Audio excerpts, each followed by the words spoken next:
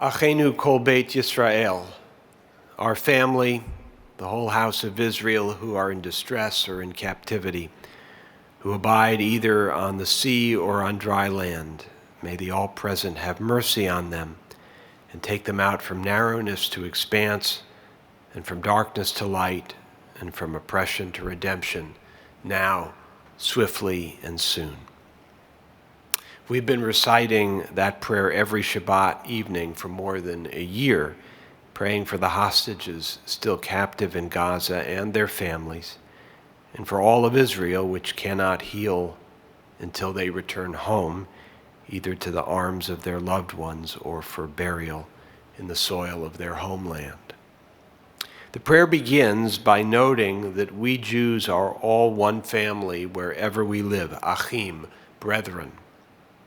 For so many of us, the challenges of the past 16 months have reminded us of that fact, and in particular for diaspora Jews, this period has strengthened our connection to our people in the land of Israel, who constitute half of world Jewry. And this period has reaffirmed our commitment to the state of Israel as a source of strength and security for Jews wherever we live. Many of us have family in Israel. More of us have friends in Israel, and all of us have representation in Israel of the values we hold true. Through the Israel movement for reform and progressive Judaism, whose more than 50 congregations around the country embrace an egalitarian, open vision of Jewish life that continues to resonate with increasing numbers of Israelis, particularly as the government has shifted rightward toward a narrow fundamentalism. And that is why, for many decades, Temple Emanu-El has supported the Israel movement for reform and progressive Judaism through your contributions to our philanthropic fund.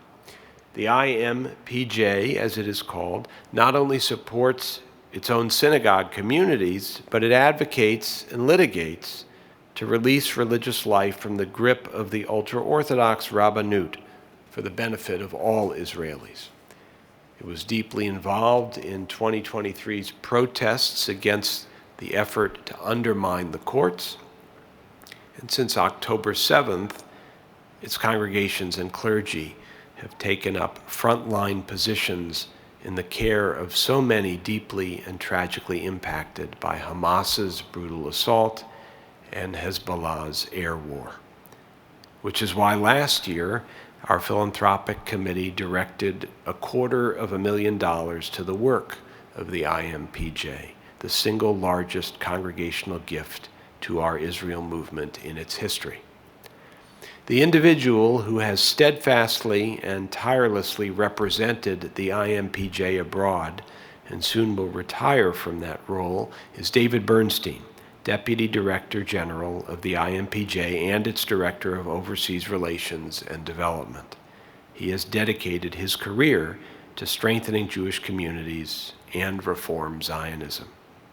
Originally from San Francisco, he grew up in Congregation She'ereth Israel, Nifty, and Camp Swig before making Aliyah in 1979 as a founding member of Kibbutz Yahel, the first Reform kibbutz in Israel.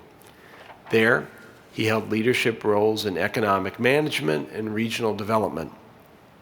From 1988 to 1992, he served as the central shaliach, or ambassador, to the Reform movement in North America, before joining the Jewish Agency for Israel, where he played a pivotal role in launching Partnership 2000, linking Israeli communities with Jewish communities worldwide.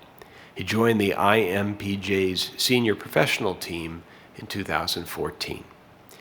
David has also held key leadership positions within the World Zionist Organization on behalf of Artsenu, the Federation of World Reform Zionist Movements, serving on the WZO Presidium and Budget Committee before being appointed to the WZO Executive in 2021. David holds a degree in History and Economics from Pitzer College and an MBA from UC Berkeley. He lives on a moshav in the Gezer Regional Council with his wife, whom he met on Kibbutz Yael. Please welcome David Bernstein.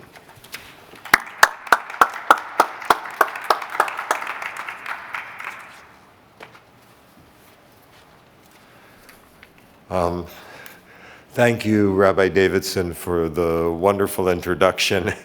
And he mentioned there that I'm retiring soon, so listening to my life was a little bit weird, but it's interesting.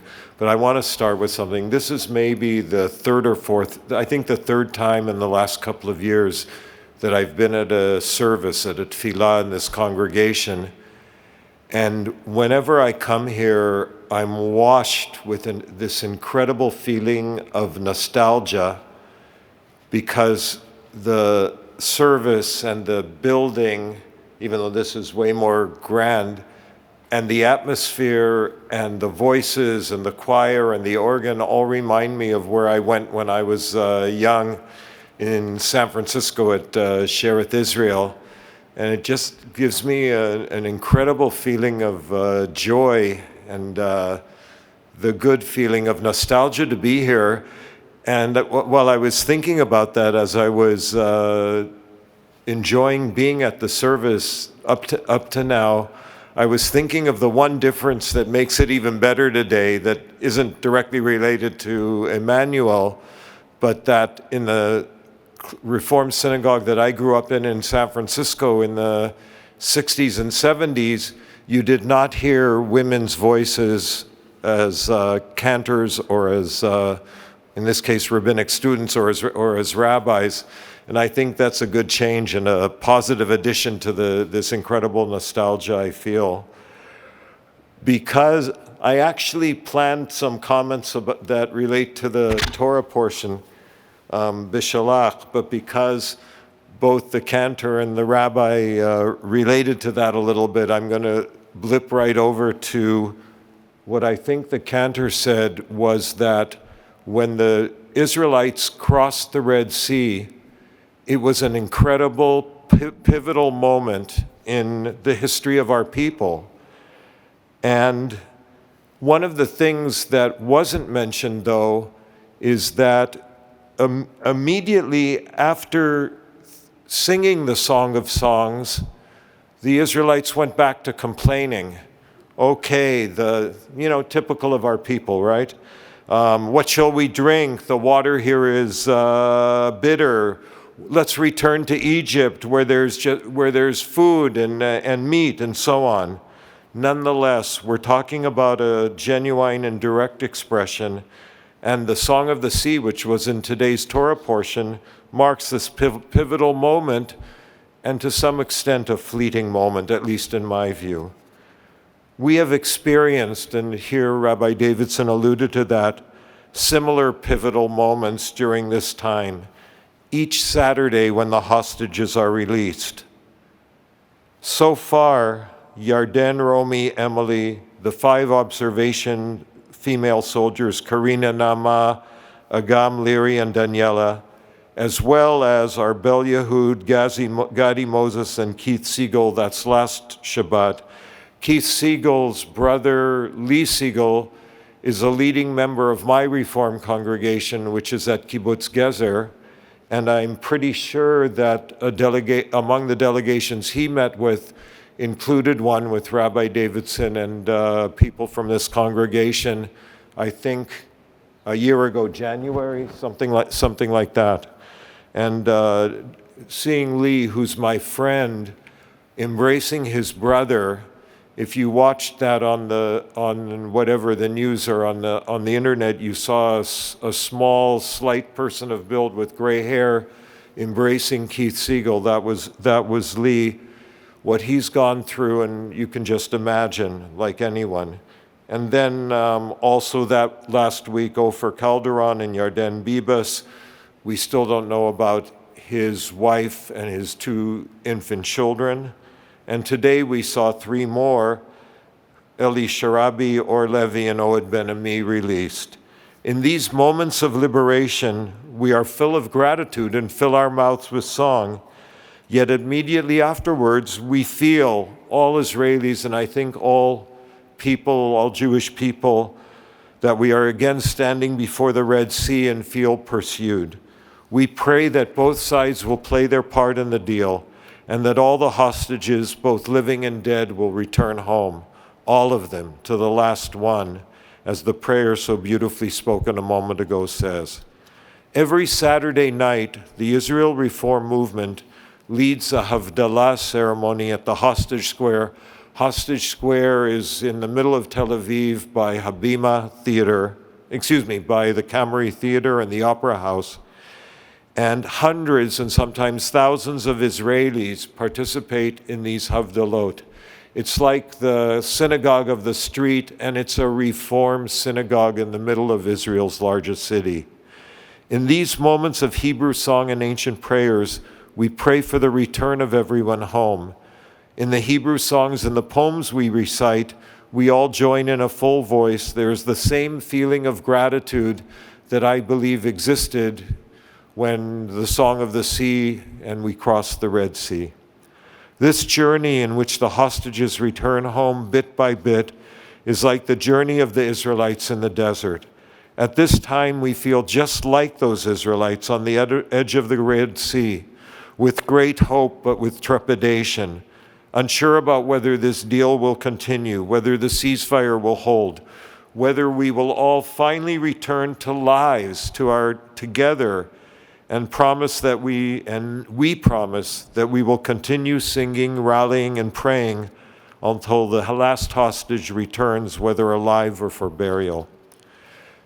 As you heard, since October 7th, led by our incredible rabbis and lay leaders, the Israel Reform Movement has punched way above our weight. We're not that gigantic of an organization, although we've grown incredibly.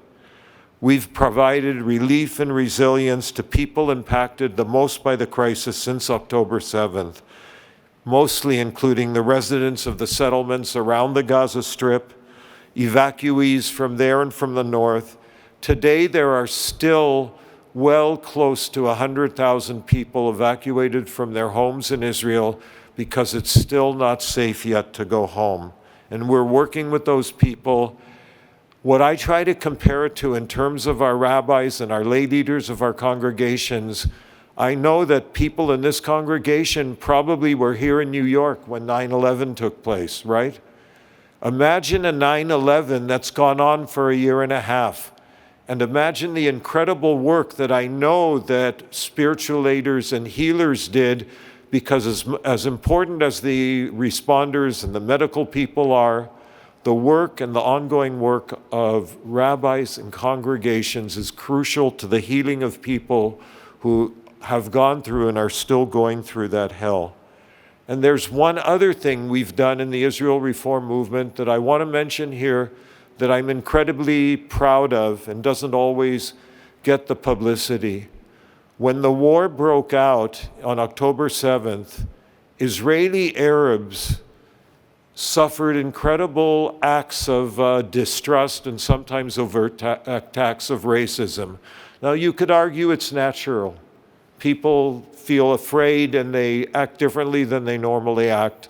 We right away, together with our rabbinic body, the Maram, which is like the CCAR here, came out with a statement calling for tolerance, calling for understanding, and recognizing that there were Bedouins and Arab citizens of Israel also captured and taken prisoner by the Hamas and killed by the Hamas. And we said, this isn't the time for distrust and for acts of racism. We did more than that. With some of the money we raised, we gave micro grants to our congregations to do activities in shared society with our neighboring Arab towns and villages. And as a result, we received an award this past December from the Abraham Initiatives, a shared society organization, proclaiming how important what we did was. So I'm proud of all the things we have done. Over the past 15 years, as Rabbi Davidson said, we've grown exponentially. In 2010, we were 23 congregations. Today, we're 54.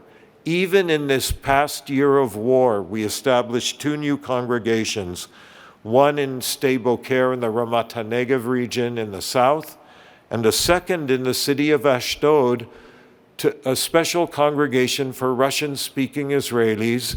I want to mention here that one of the ways that Temple Emanu-El's philanthropic fund has supported us for a number of years was supporting our outreach programs for Russian-speaking Israelis, and also supporting our efforts in litigation to give rights to all immigrants who come to Israel and to all people in Israel through our Israel Religious Action Center. And I want to just express our incredible gratitude to Temple Emanu-El for the support you've given us, especially, and Rabbi Davidson alluded to it, this congregation gave us the largest gift of any congregation in the history of the Israel Reform Movement, the $250,000 gift, which enabled us to do the things I described. Most of our rabbis who did this incredible work were half-time. Your gift enabled us to make them full-time and work 24/7 around the clock in healing and providing resilience. We wouldn't have been able to accomplish what we've accomplished. Today, we just completed a survey, and that survey says that 70% of non-religious, secular Israelis would come to our rabbis and our congregations for life cycle ceremonies like bar and bat mitzvah. That's a revolution. We found out in the survey we just did that 6% of all Israelis consider themselves Reformed Jews. That makes up about 500,000 people. Now, we don't have 500,000. We don't have even 20,000 members of those 54 congregations. But it means we're growing, and we're growing in influence thanks to the support we get from you, keeping in mind that unlike the Orthodox and ultra-Orthodox in Israel, we don't receive governmental support. One other way, and it was alluded to earlier, that you can help the Israel Reform Movement, but not only the Israel Reform Movement, you can help the Reform Movement all over the world, and we can even help the growth of the Reform Movement and the success of the Reform Movement here in the United States. And that's to support and vote in the upcoming elections to the World Zionist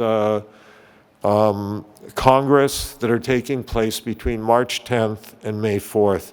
Rabbi Davidson is in a high position on the slate.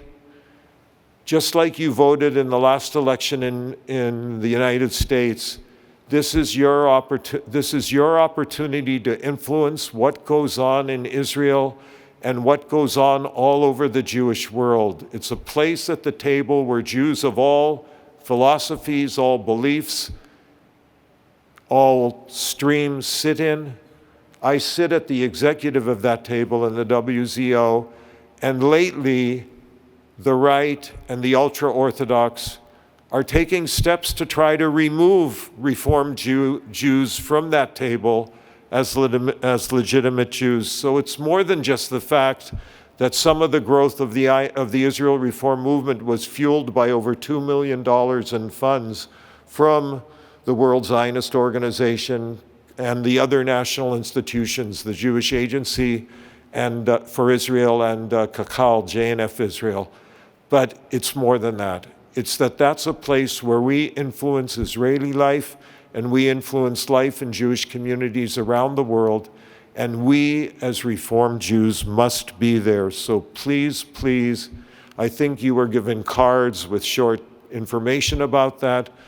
Please vote during the voting period. Tell your friends to vote, because it's a simple way that you can help make a difference for our movement and for everything we do in Israel. I'll end with this. Next week we mark Tu B'Shvat, a day when we are called to be especially aware of nature, a song that in the course of our lives we don't always pay attention to. On Tu B'Shvat, we are called to stop the regular flow of our life and look and experience nature, and to remember, as Rabbi Nachman of Breslov said, that every blade of grass has its own unique nigun, melody, and every creature, even the smallest, has its own song. From all their songs, a melody is created, the melody of the world and our Creator. May our nigun, our melody in our hearts, bring the hostages home quickly, the comfort we so desperately need, and the peace that follows the war. Shabbat Shalom, and thank you.